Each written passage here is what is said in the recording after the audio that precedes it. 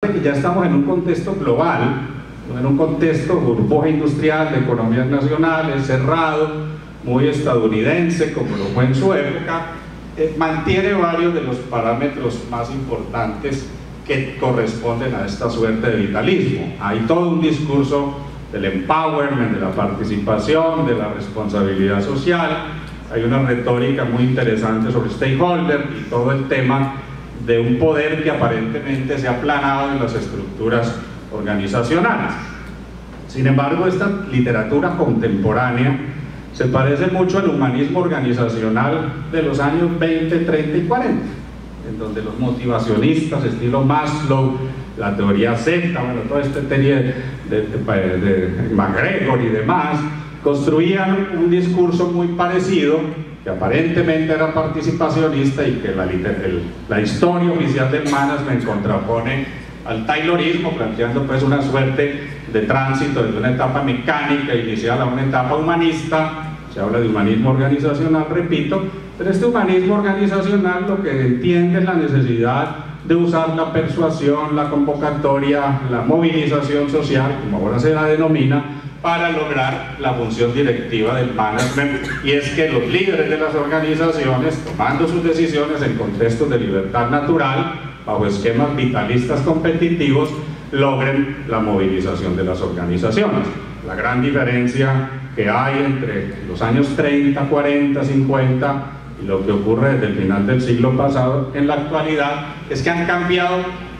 se han transformado muchísimo las estructuras organizacionales. Son estructuras de carácter postburocrático. De allí viene la literatura de redes. Yo en particular soy bastante crítico en mis seminarios y en mis cursos del tema de redes. El campo en el que más me muevo, que es política pública, se habla de policy network, y hay toda una emergencia literaria sobre las redes, que también como el management, pero ya ahora en política pública, cubren el hecho de que las redes son asimétricas, de que las estructuras, las alianzas, las coaliciones del poder organizacional en el plano de lo político, lo que ahora llaman governance, se hace sobre la base de la asimetría decisional y de la suerte diversa y la participación marginal diferenciada de las personas que hacen parte de esas redes en los resultados y los logros de la política. Del mismo modo, las redes interorganizacionales y todo lo que hoy describimos en sociedades de carácter digital y postmoderno tienen esa misma impronta, con la característica adicional de que en el caso de las redes interorganizacionales de los últimos 30 años hay mucha gente que está fuera de las organizaciones, es decir, el esquema de outsourcing, de tercerización, de trabajo por cuenta propia,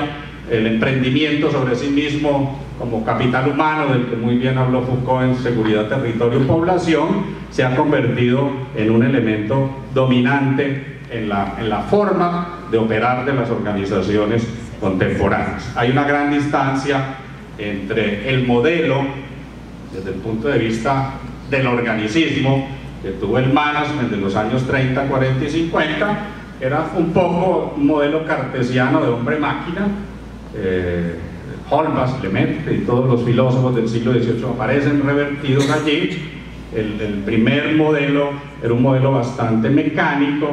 El modelo de poder organizacional y de poder político contemporáneo es un modelo mucho más proteico y de carácter digital, donde buena parte de las promesas de la racionalidad limitada convertidas en inteligencia artificial, en robotización, en poshumanismo, concretan un viejo paradigma planteado por Pareto. Es muy importante recordarlo, que es la diferencia entre lo humano y lo no humano. Por lo no humano se entendía no solamente el componente mecánico, sino también la propia tecnología, la misma naturaleza. Yo escuchaba ahora las presentaciones sobre la oposición naturaleza-cultura, y creo que hay que llamar la atención que esa es una oposición modernista, no es una oposición posmodernista, porque en la posmodernidad la naturaleza y la cultura se han imbricado y siguen manteniendo una dinámica muy articulada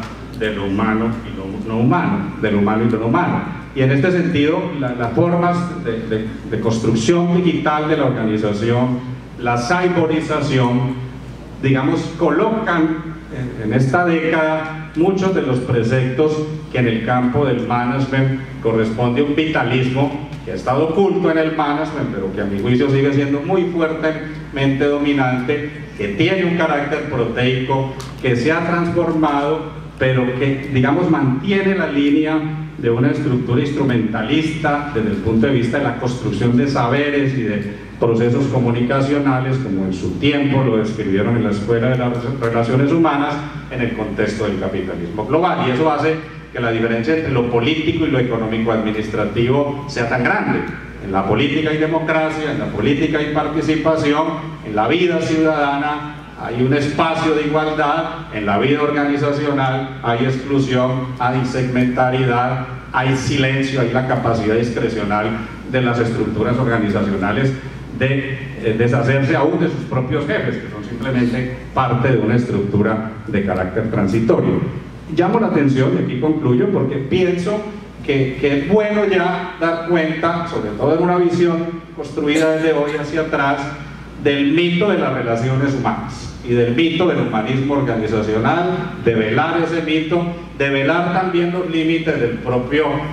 paradigma de la racionalidad instrumental que preside el management estratégico, esta exclusión que a mi juicio, lo planteé ayer en alguna intervención, es muy simplificadora entre datos y interpretación de los mismos datos desde el punto de vista de lógicas racionales, o sujeto-objeto. Habría que hablar más en el sentido de una comprensión de carácter mucho más hermenéutico y fenomenológico de los problemas de la organización, superando, como ya lo plantearon algunos, una teoría que se centra exclusivamente en un sujeto racional que él mismo se autoexcluye como un sujeto que está en el plano de la libertad natural, del albedrío y del vitalismo. Muchas gracias.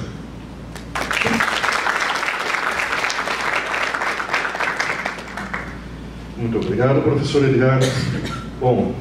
vamos dar início então à sessão de debates. Quem sabe nós iniciamos com uma rodada de 3 perguntas. Tá?